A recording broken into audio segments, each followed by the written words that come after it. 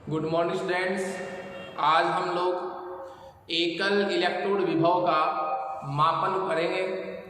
एकल इलेक्ट्रोड विभव क्या होता है, उसके विभव का मान शून्य कैसे माना था, कब उसका विभव शून्य होगा, कैसे वो कार्य करता है, उसका सेल सूत्र क्या है, इन सब को आज अपन इस क्लास में पढ़ेंगे। ओके, तो हमारा जो आज का टॉपिक है वो है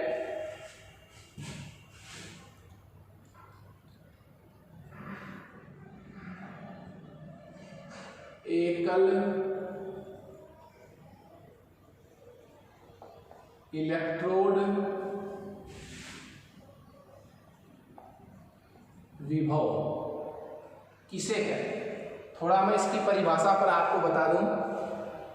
इलेक्ट्रोड का मतलब क्या है, कोई छड़, एक छड़, किसी इलेक्ट्रोड और वो इलेक्ट्रोड वो छड़ जिस धातु के विलयन में डूबी हुई है, जिस सॉल्यूशन में, उन दोनों के मध्य आवेश में भिन्नता के कारण छड़ पर विभवांतर उत्पन्न होता है, उसे उस छड़ का इलेक्ट्रोड विभव कहा जाता है।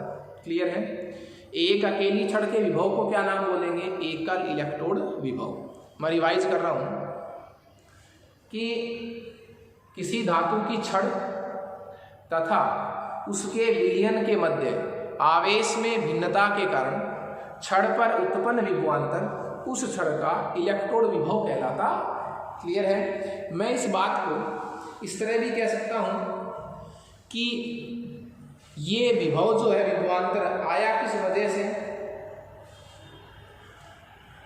तो ये आया आवेश में भिन्नता के कारण। आवेश में भिन्नता के कारण धातु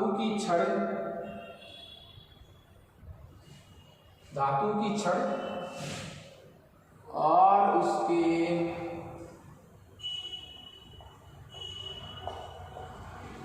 विलयन के मध्य धातु की छड़ तथा उसके विलयन के मध्य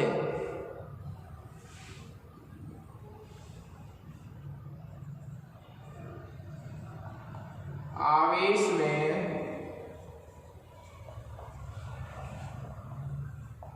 भिन्नता के कारण, आवेश में भिन्नता के कारण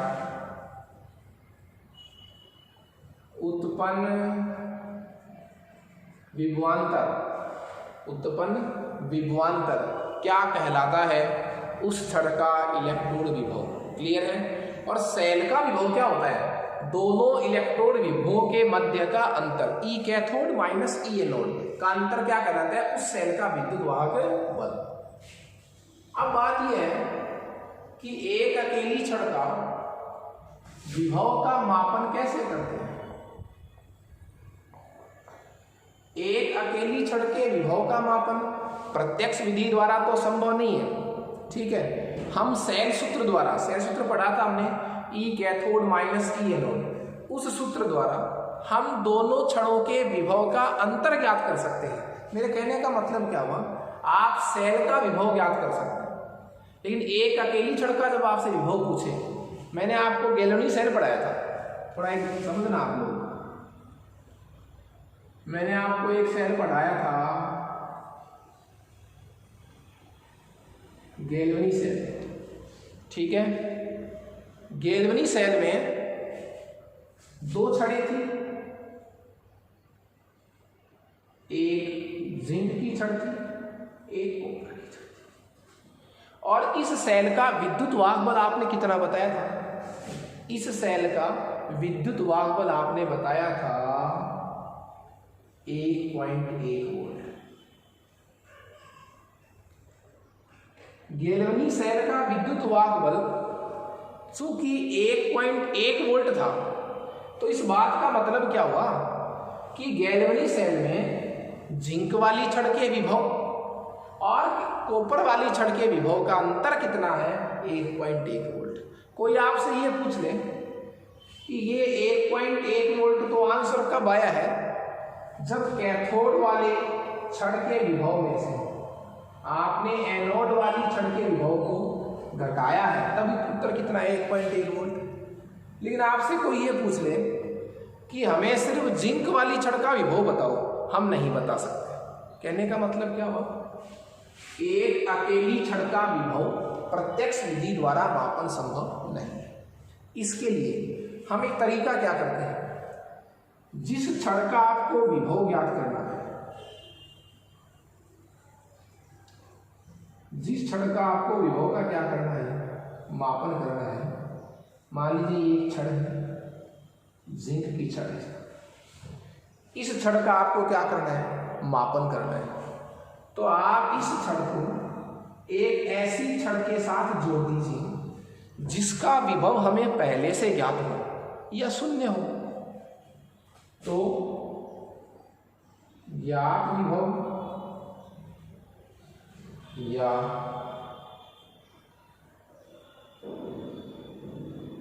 शून्य विभव, ज्ञात विभव तथा शून्य विभव वाली किसी छड़ को लाएंगे, उस छड़ के साथ जोड़ेंगे, सेल बनाएंगे, सेल सूत्र द्वारा विभव ज्ञात करेंगे, जो आंसर आएगा वो उस छड़ का विभव ही आएगा। क्लियर है? देखिए अब ऐसी कौन सी छड़ है जिसका विभव हम पहले से ज्ञात करें, पहले से ज्ञात हो, या जिसका विभव जो है वो शून्य हो, जिसका विभव क्या हो, शून्य। तो पता है आपको ऐसी छड़ को, ऐसे इलेक्ट्रोड को क्या नाम दिया गया था, जिसका विभव ज्ञात था या मैं कह सकता हूं शून्य था, और उसका नाम था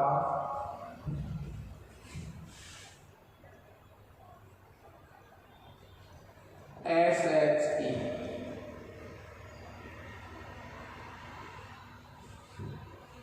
SHE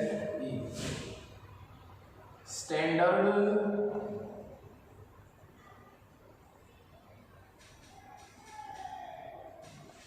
hydrogen electrode, standard hydrogen electrode. ठीक है, स्टैंडर्ड हाइड्रोजन इलेक्ट्रोड सुनना आप लोग। देखिए इसमें क्या हुआ है, एक इंस्ट्रूमेंट, एक डायग्राम, उसको मैं आपको बता रहा हूं कि एक पात्र आपको लेना है,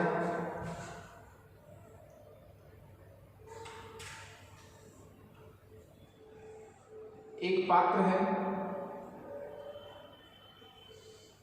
इस पात्र में इकाई मोलरता का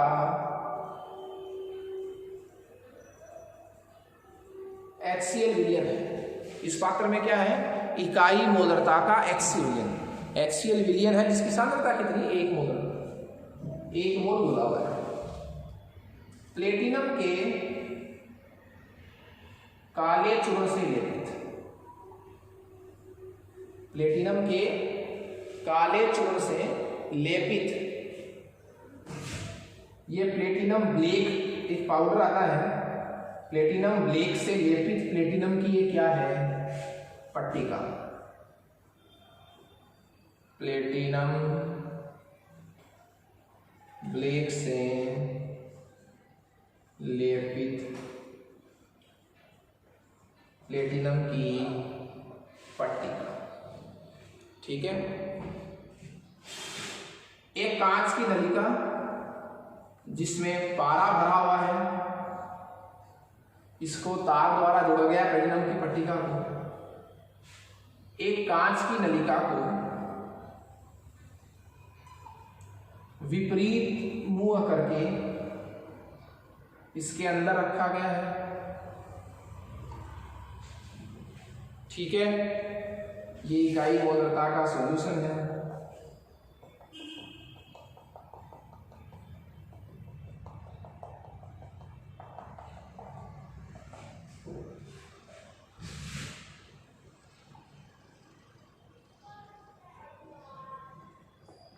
कांच की नलिका है जिसमें क्या भरा हुआ है, पारा। ठीक है, ये इंस्ट्रूमेंट है साहब, ये किसका इंस्ट्रूमेंट है, ये है स्टैंडर्ड हाइड्रोजन इलेक्ट्रोड। इसमें क्या होता है, ऊपरी भाग से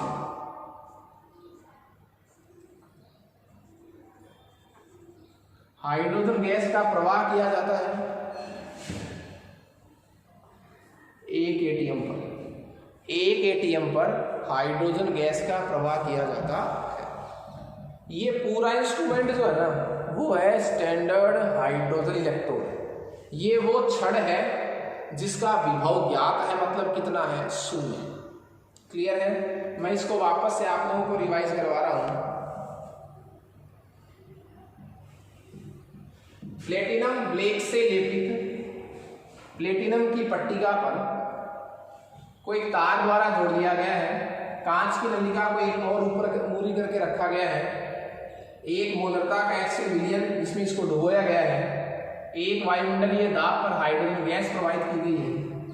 जब आप हाइड्रोजन गैस प्रवाहित करेंगे, कुछ हाइड्रोजन प्लेटिनम द्वारा अधिशोषित कर ली जाएगी। आपको पता है प्लेटिनम वगैरह गैस का क्या करती है, अधिशोषण करती है। तो हाइड्रोजन गैस की कुछ मात्रा प्लेटिनम द्वारा अधिशोषित हो जाएगी, कुछ मात्रा इस विलयन में चली जाएगी, अवशोषित हो जाएगी। जब अधिशोषित हाइड्रोजन की मात्रा तथा इस विलयन में घुली हुई हाइड्रोजन की मात्रा के मध्य साम्य स्थापित हो जाएगा, उस समय इस छड़ का विभव जो है वो भाई साहब कितना आएगा, 0। तब मैं कहूँगा कि ये प्लेटिनम की छड़ जो है वो किसका काम करने लग गई, स्टैंडर्ड हाइड्रोजन इलेक्ट्रोड का काम करने लग गई। इसका अपन प्रदर्शन कैसे करें? आपने पढ़े थे ना सेल का प्रदर्शन, SHE का प्रदर्शन। इसको अपन प्रेजेंट कैसे करें, इसको अपन क्या करें, प्रेजेंट कैसे करें? तो देखिए प्रेजेंट करने के लिए इसमें एक तरीका है कि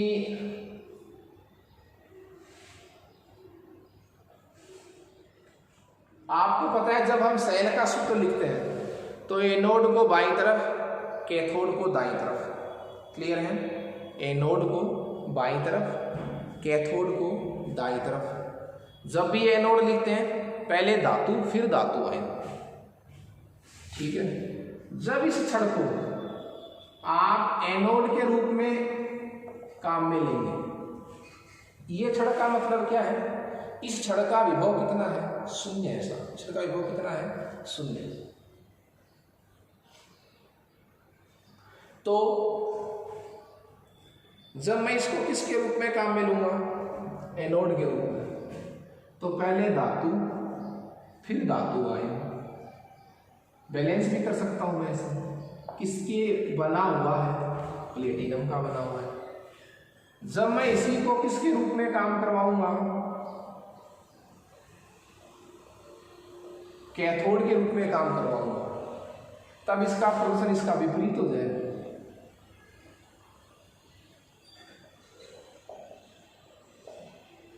तो इस मानक हाइड्रोजन इलेक्ट्रोड को हम एनोड तथा कैथोड दोनों के रूप में काम में ले सकते हैं। क्लियर है? इसको काम में कैसे लेते हैं वो आप समझिए। तो देखिए जो हमारा नेक्स्ट टॉपिक रहेगा वो क्या रहेगा,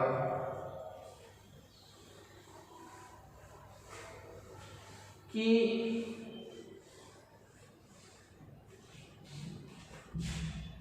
टॉपिक रहेगा SHE की सहायता से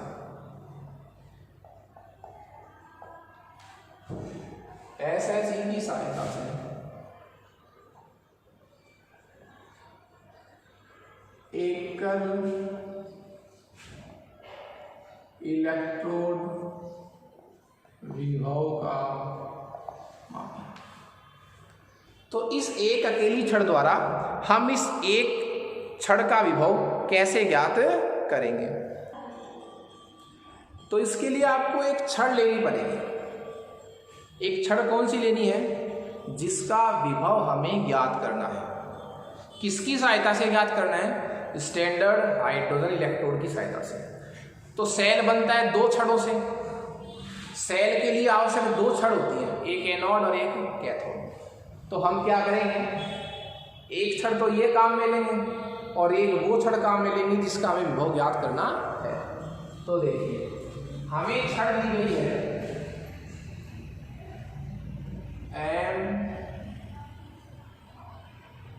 Mn+, ये हमें छड़ दी गई है, इसका हमें विभव ज्ञात करना है। तो क्या तरीका है, देखो पता है क्या, हमें ये देखना पड़ेगा कौन ज्यादा सक्रिय है। जो ज्यादा सक्रिय है उसका एनोड बन जाएगा, कम सक्रिय उसका कैथोड बन जाएगा। तो मान लीजिए ये किसका काम करे, एनोड का, तो इस SHE को किसके साथ जोड़ेंगे, कैथोड के साथ। तो क्या करेंगे पता है क्या, जो छड़ आपको दी गई है ये वो छड़ है जो आपको दी गई है, ये वो छड़ है जिसका आपको विभव ज्ञात करना है। अकेली छड़ का विभव कैसे ज्ञात करेंगे, SHE की सहायता से। एक छड़ तो ये होगी जिसका विभव ज्ञात करना है, एक छड़ ये, तो इसको जोड़ दीजिए।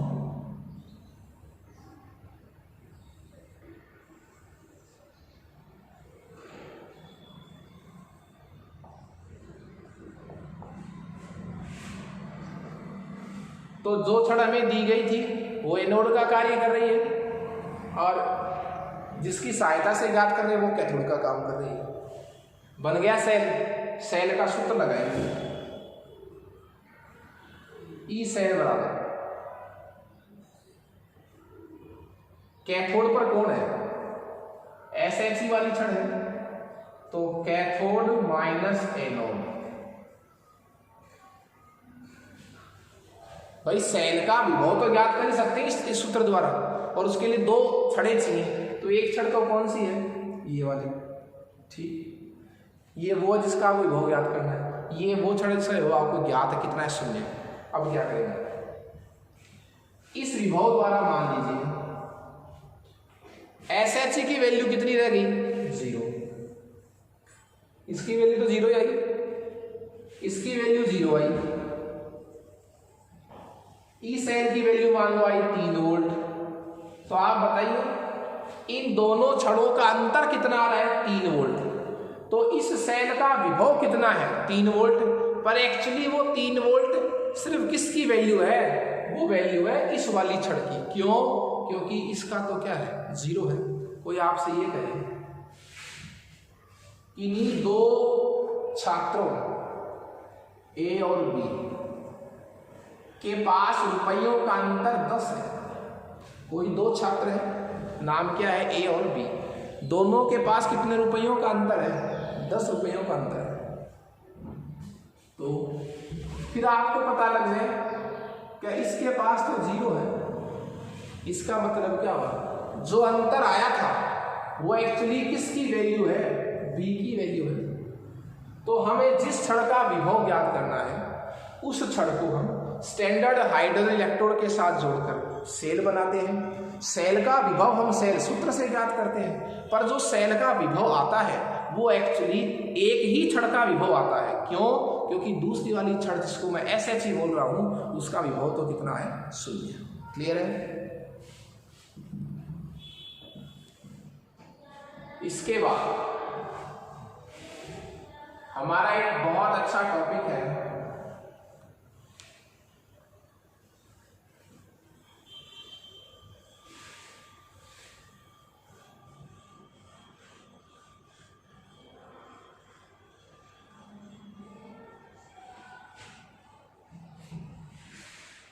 विद्युत रासायनिक श्रेणी, इलेक्ट्रोकेमिकल सीरीज, इलेक्ट्रोकेमिकल सीरीज।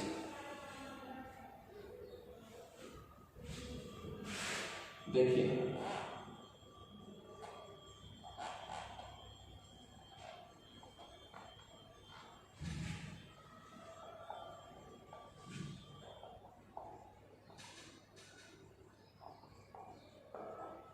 विद्युत रासायनिक श्रेणी। अब देखिए विद्युत रासायनिक श्रेणी क्या है, आपने ये छोटी क्लासों में पढ़ा होगा।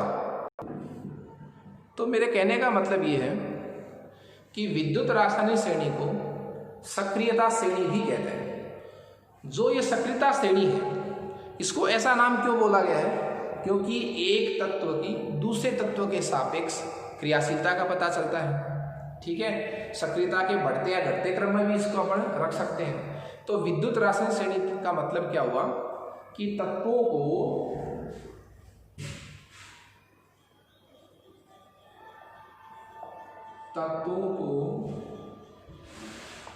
उनके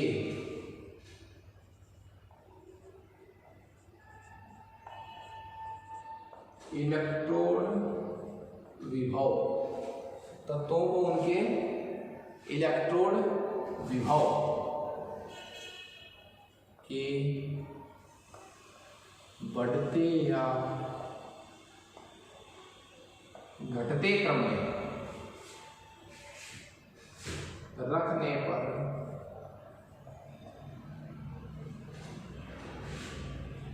प्राप्त श्रेणी विद्युत रासायनिक श्रेणी कहलाती। मेरे कहने का मतलब क्या हुआ कि तत्वों को उनके इलेक्ट्रोड विभवों के घटते या बढ़ते क्रम में रखने पर जो श्रेणी प्राप्त होती है उसको क्या कहते हैं, विद्युत रासायनिक श्रेणी, जिसको मैं सक्रियता श्रेणी भी कह सकता हूं। इस श्रेणी द्वारा हमें यह पता चल जाता है कि किस तत्व को किसी दूसरे तत्व द्वारा कैसे हम हटा सकते हैं, या कौन सा तत्व किस दूसरे तत्व द्वारा प्रतिस्थापित हो सकता है। देखिए आपको विद्युत रासायनिक श्रेणी जो है वो पूरी याद होनी कोई जरूरी नहीं है, आपको एक हिंट याद होना चाहिए इसको कैसे काम में लेते हैं।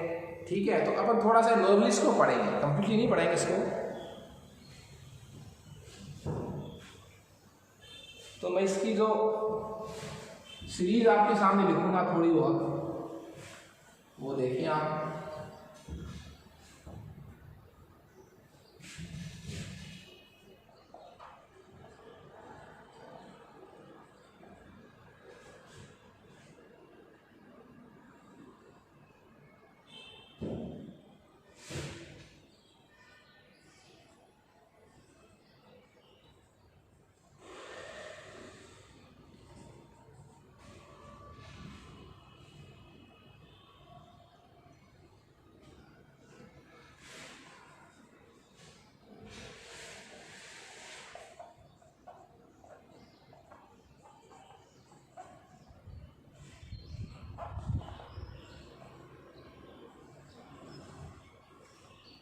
ठीक है,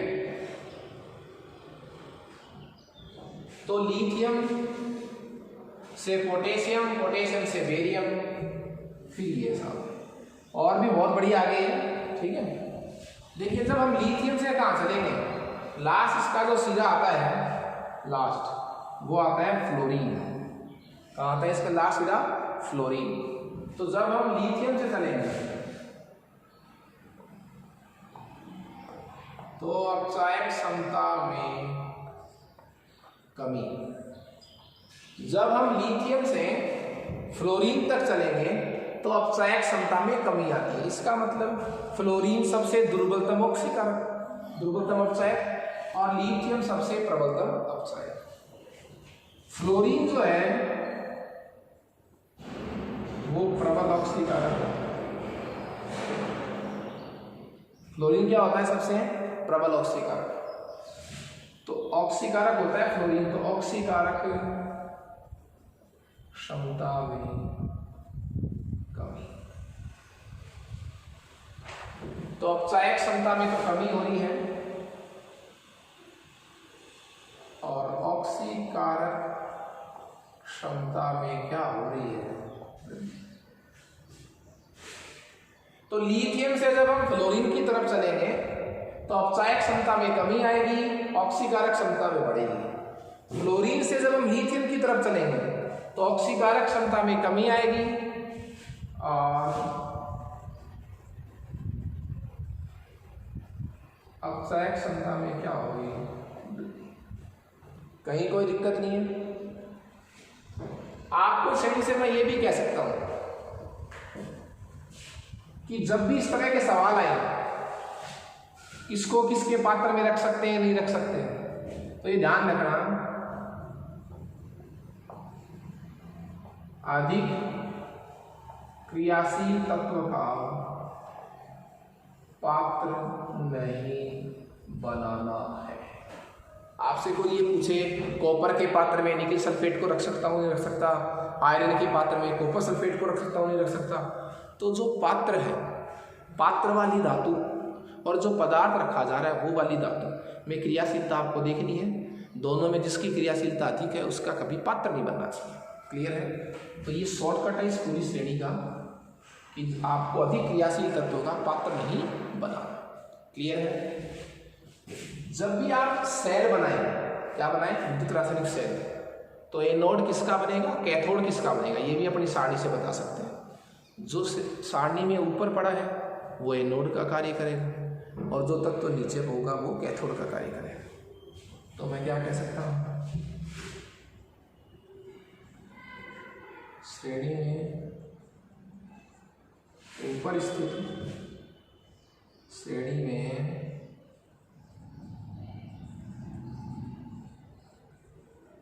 ऊपर स्थित तत्व वो किसका काम करेगा, एनोड। श्रेणी में ऊपर स्थित तत्व किसका काम करेगा, एनोड,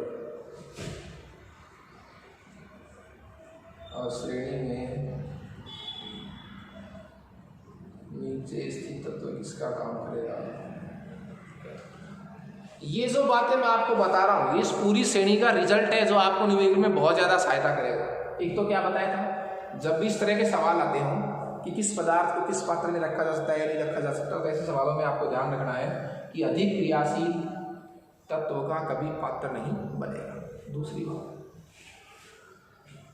श्रेणी में ऊपर स्थित तत्व एनोड का काम करेगा और श्रेणी में नीचे स्थित तत्व कैथोड का काम करेगा। जैसे मैं कहूँ आपको सेल बनाना है इन दो छड़ों से, एक सेल बनाना है आपको, सेल में दो छड़ हैं, एक तो जिंक की छड़ ले रहे हो, एक क्रोमियम की छड़ ले रहे हो।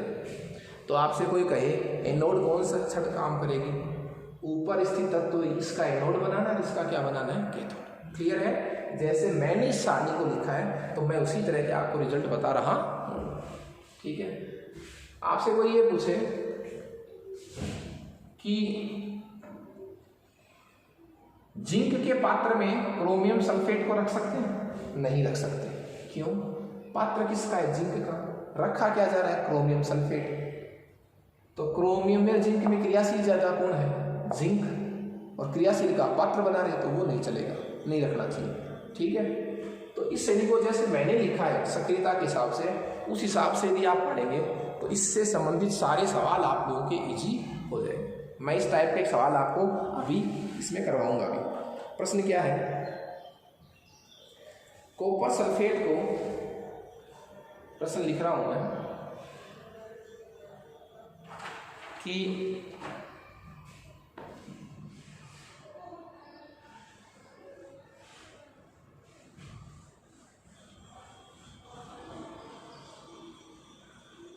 प्रश्न क्या है,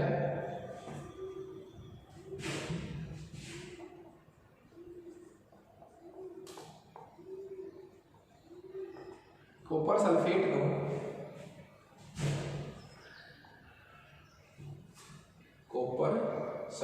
को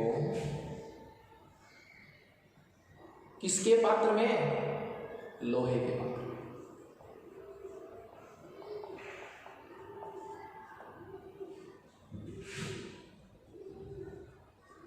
रखा जा सकता है या नहीं। कॉपर सल्फेट को लोहे के पात्र में रखा जा सकता है या नहीं रखा जा सकता। कॉपर जो है वो इस लोहे से कहां आता है, नीचे। ठीक, लोहा ऊपर है, कॉपर इसके नीचे पड़ा है।